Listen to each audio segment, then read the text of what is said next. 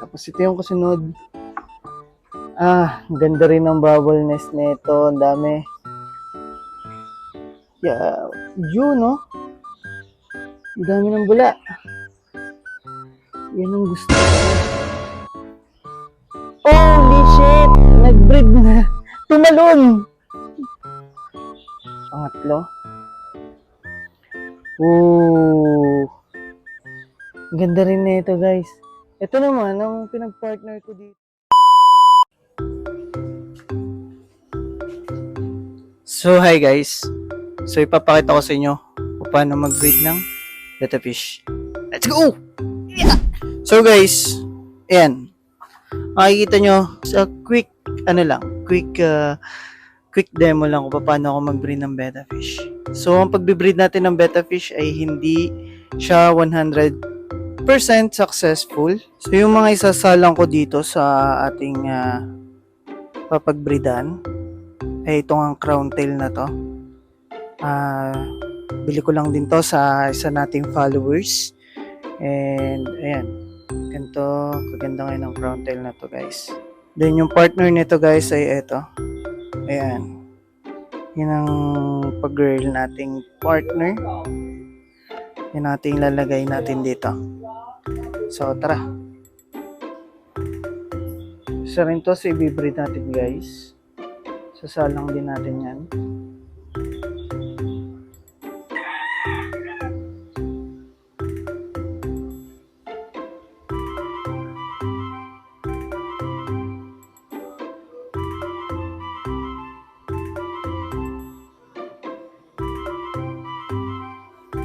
So, kunin natin to, guys. And, dalhin na natin dun sa breeding tank.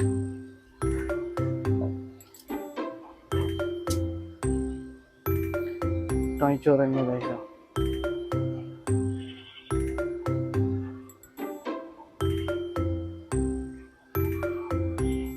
Ganda, oh.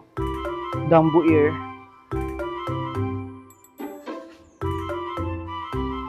Standby muna natin dito, guys.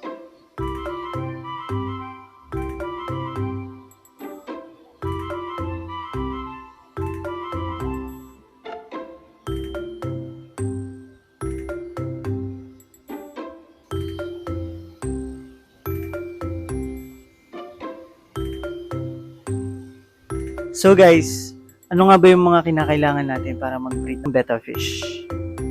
So ito guys, so mga kailangan lang natin is lagayan. Tulad nito, maliit lang. Okay lang din kahit mga ganito, pwede na rin sila mag-breed dito. Pero mas maganda kung container na maliit na ganito. Tapos, ito, 1.5, magkakat ka lang ng ganito. And then, talisay. So, may puno naman kami ng talisay. So, marami naman makukuha na ng dahon ng talisay. So, kunin na natin tong partner nung isa, yung crown tail natin. Pakita ko sa inyo guys, yung crown tail natin guys. Ayan guys, crown tail natin. Parang hindi kita. Masyado. Ayan. Tapos, ilalagay lang din natin dito. Yan, ganyan lang. Tapos, lagyan natin ng plastic yellow. Kasi, kailangan yun para sa pagbibreedan. Doon sila mag-iitlog. So, kuha tayo ng plastic na yellow. Ganito lang siya guys, plastic na yellow. Ayan, lagay mo lang siya dito. Ayan.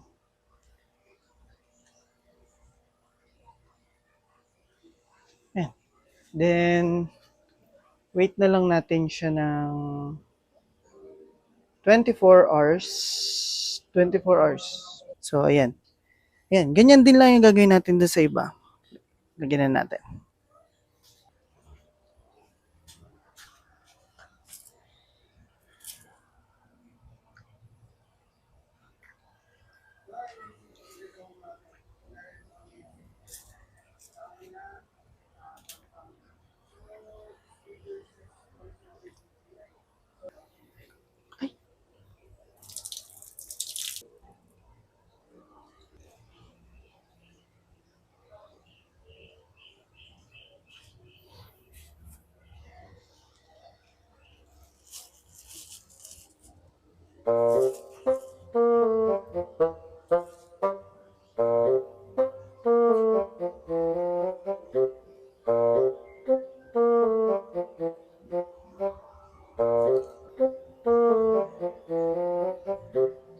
So guys, maghintay na lang tayo ng isang araw. Then, check natin kung anong magiging result, kung magiging successful ba yung pagbabubble nest nila.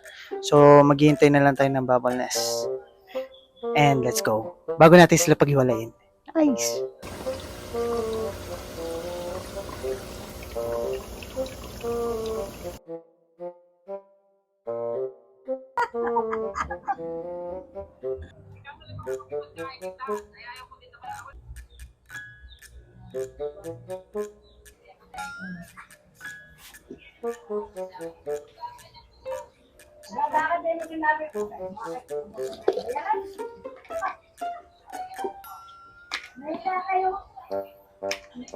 So ito guys, meron kami dito na pakain.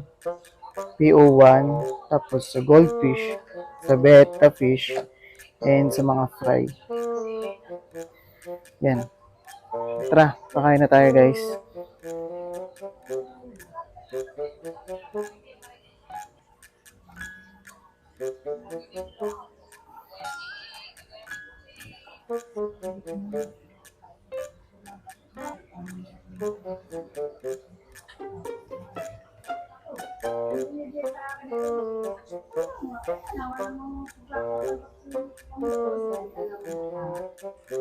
So every weekend, ganito ang trabaho ko guys. And pagdating ng Monday to Friday, nasa sa office ako sa Manila. So, every weekend, wala rin akong pahinga pagdating dito sa mga isda ko. Tara sa labas.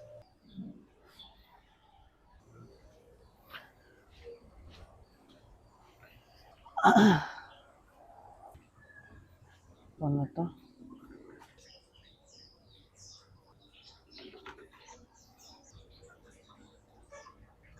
So, ipapakita ko na yung naging result ko. Anong itsura na ng ating binibreed ng mga betta fish. Tara, tingnan natin. So, check natin to. Yeah, yun, no? Ang dami ng bula. Yan ang gusto ko. Holy shit! Nag-breed na. Tumalon! Nakatalon siya. Nag-breed na siya. Loko-loko. Ayan o, nag-breed na sila. Grabe. So, kailangan natin itong takloban. Kasi, yung bubble nest niya baka mapumutok. Grabe. Tumalon. Sabik na sabik yarn. Ayan o. Tinanggal ko na yung ano. Yan. So, check na lang natin uli. Later, for sure, meron nito. Diyan ka muna. Tapos ito yung kasunod. Ganda rin ng bubble nest nito. Ang dami. Yung last time, ang dami rin yan na pangalawang breed na nito. Itong dambuyer na to. Nung last time, sobrang dami. Yun nga lang, medyo natunaw, nalusaw. So, sana makabuo tayo. Pero minubuo ko, konti lang. So, check natin tong kabila. Grabe, ang ganda rin ng bubble nest na ito. Pakainin muna natin to bago natin ito namang pangatlo. Ooh! Ganda rin na ito, guys. Ito naman, ang pinag-partner ko dito, itong crown tail na to, kasi nawala yung, feeling ko nakain ng ng ibon habang nagbi-breed ako. Tapos, ang pinartner ko dito, itong black samo. Ay, magpakita shy type. Pero ang ganda rin ng bula niya, oh. Grabe. Nakaganda ng bula niya. So, papakainin muna natin to bago natin sila paghiwalayin. Kasi delikado. So, ito yung pang-apat, guys. Din. Ito na ang pang-apat. Ooh! Ganda. Magaganda yung kanilang mga bula, guys. Grabe. Ito nga tayo i-breed. Grabe, ang gaganda ng mga bula nila. Sana maging successful lang talaga tong mga to. So yan, kainin na natin. Ganda. So kahit ako guys, nagulat sa ang ganda ng kanilang ano, ganda ng kanilang ginawang bubble nest. So papakainin muna natin sila para may busog sila. Para hindi sila mag-aaway. So marami naman tutorial sa sa YouTube kung gusto niyo makapanood ng mga close up na pagbi-breed. Pero ayun, madali lang naman talaga mag-breed basta meron kang alam mo ang female sa male. Dali rin naman tawag dito, mag-mate tong mga to. Saglit lang din. So pakainin muna natin itong mga to para hindi sila magbabag. Kailangan natin ito pakainin ng marami. Ayan. So mamaya pag naubos na nila yung pagkain nila, saka natin sila paghiwalayin. So yan, ganyan lang simple yung pagbe-breed natin ng mga betta fish. Guys, atin na silang pag sasamahin.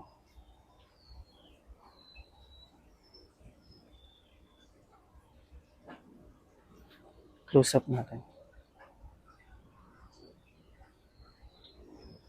Yun o. Pakangas.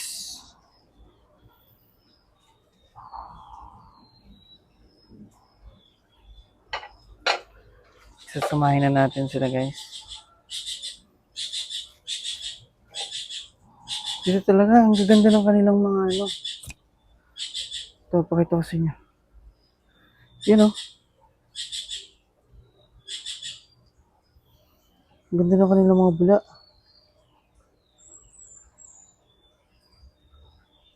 Yan. Sana maging successful to. Tsaka ito. Ganda rin na ito guys eh. Yung black salmon, pinagsama. Yun. Ayan.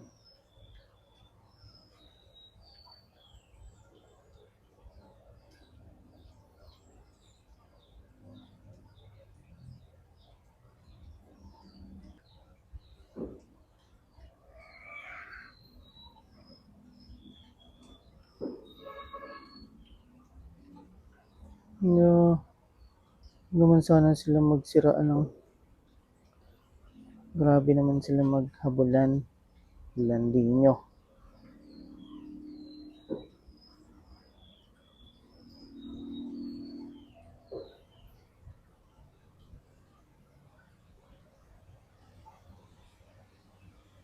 Grabe.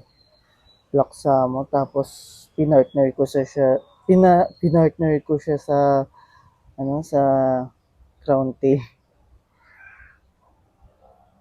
Oops.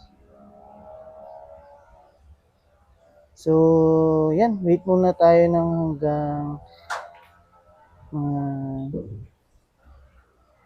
hanggang bukas. Yan.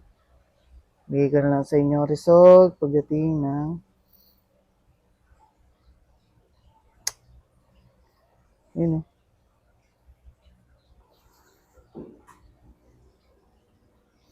Madali lang talaga mag-breed. Mahirap lang talaga dito yung mabuhay yung i-breed mo. So, maganda niyan guys, pag mag-breed kayo, may mga live foods tulad ng mga BBS.